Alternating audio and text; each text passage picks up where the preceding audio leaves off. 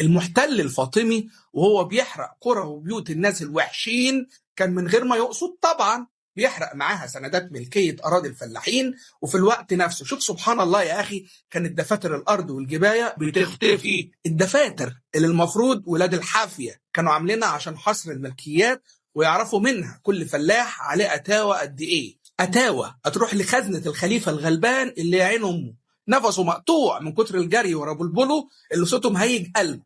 يروح الفلاح الغلبان تاني يوم الصبح على أرضه يلاقي الأرض اتحرقت في الانفلات الأمني، وقلاضيش اللي ما يتسمى واقفين له وبيقولوا له اثبت إنها أرضك.